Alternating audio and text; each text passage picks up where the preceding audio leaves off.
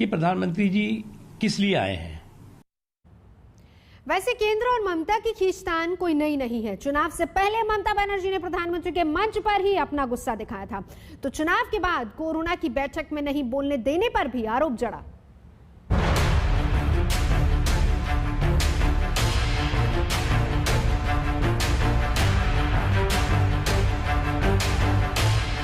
प्रधानमंत्री की बैठक में ममता बनर्जी की ये नाराजगी कोई पहली नहीं है।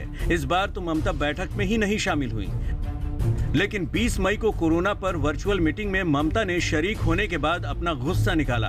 उन्होंने बैठक को फ्लॉप शो करार देते हुए आरोप लगाया कि उन्हें बोलने ही नहीं दिया गया। इससे पहले भी ममता बनर्जी कोरोना पर बैठक में शामिल होने से बचती रही हैं। 8 अप्रैल को प्रधानमंत्री की कोरोना को लेकर हुई बैठक में वो शामिल नहीं हुई। 17 मार्च को कोरोना के बढ़ते मामले पर हुई बैठक में भी उन्होंने हिस्सा नहीं लिया। यहां तक कि 20 फरवरी को नीति आयोग की बैठक का भी ममता ने बहिष्कार किया। और तो और, एक बार तो प्रधानमंत्री के मंच पर ममता बनर्जी ने अपना गुस्सा जाहिर किया। इसी साल 23 जनवरी को कोलकाता के विक्टोरिया मेमोरियल में नेताजी के 125वीं जयंती समारोह में प्रधानमंत्री के साथ ममता बनर्जी भी शरीक हुई। लेकिन जैसे ही बीजेपी समर्थकों ने जय श्री राम के नारे लगाए, ममता बनर्जी मंच से बिना बोले नीचे उतर गयी। मेरे को तो लगता है कि गवर्नमेंट का प्रोग्राम का कोई डिग्निटी होना चाहिए। एक गवर्नमेंट का प्रोग्राम है, कोई पॉलिटिकल पार्टी का प्रोग्राम नहीं है, और पॉलिटिकल पार्टी का और पब्लिक का प्रोग्राम है। मैं तो आभारी हूँ प्रधानमंत्री जी का, कल्चरल मिनिस्ट्री का, कि आप लोगों ने कोलकाता में प्रोग्राम बनाया, लेकिन किसी को आमंत्रण करके, निमंत्रित करके उसको बेइज्जत करना है आपको शोभा नहीं देता है। मैं फिर आप लोगों को कहेंगे, यही on protest of that I am not telling anything. जय हिंद, जय बांग्ला। कभी ममता बनर्जी बीजेपी सरकार की हिस्सा थी, वाजपेयी सरकार में मंत्री थी, लेकिन बीजेपी के मिशन बंगाल के बाद तल्खी ऐसी बढ़ी कि खत्म होने का नाम नहीं ले रही है। आज तक ब्यूरो। नागरिकता को लेकर केंद्र ने नया आदेश जारी कर दिया। अब सीएए कानून अमल में आए बगैर ही नागरिकता देने की तैयारी है। शुक्रवार को केंद्रीय गृह मंत्रालय ने इस बारे में नोटिफिकेशन जारी किया है और देश के अलग अलग राज्यों में रह रहे गैर मुस्लिम शरणार्थियों से नागरिकता के लिए आवेदन मांगे हैं। ये प्रक्रिया 1955 के नागरिकता कानून के तहत होगी। दरअसल नए सीएए कानून के नियम अभी तक तय नहीं हो पाए हैं, जिसके चलते अफगानिस्तान, पाकिस्तान और बांग्लादेश से आए शरणार्थियों को नागरिकता देने के लिए पुराना तरीका ही अपनाया जा रहा है।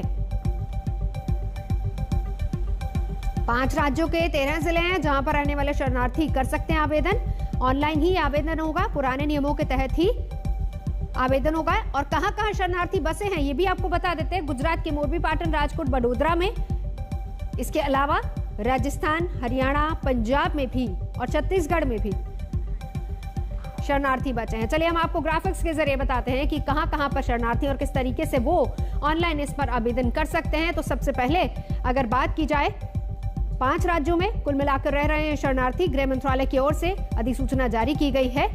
इस बीच सबसे पहले बात गुजरात की कर लेते हैं, क्योंकि गुजरात के 4 ऐसे इलाके हैं जिसमें मोरबी है, पाटन है, राजकोट है, वडोदरा है। यहां पर शरणार्थी बसे हुए हैं। इसके अलावा कुल मिलाकर देश में 5 ऐसे राज्य हैं और गुजरात के अलावा राजस्थान, छत्तीसगढ़, पंजाब, हरियाणा, राजस्थान के भी जालौर में, उदयपुर में, पाली में और बाड़मेर में यहां भी शरणार्थी बसे हैं। तो गैर मुस्लिम शरणार्थियों को नागरिकता की बात हो रही है। हरियाणा के फरीदाबाद में इनकी संख्या है, पंजाब के जालंधर में भी इनकी संख्या है और इसके अलावा छत्तीसगढ़ में, छत्तीसगढ़ के दुर्ग, बलौदाबाजार, ये 2 ऐसे इलाके हैं जहां पर शरणार्थी बचे। तो कुल मिलाकर 5 राज्य हैं जहां पर शरणार्थी हैं, बसे हैं। गृह मंत्रालय की ओर से अधिसूचना जारी की गई है और इसी के तहत अब आगे अमल होगा। अफगानिस्तान से आए गैर मुस्लिम के लिए अधिसूचना है। पाकिस्तान, बांग्लादेश से आए जो गैर मुस्लिम लोग हैं उनके लिए अधिसूचना है।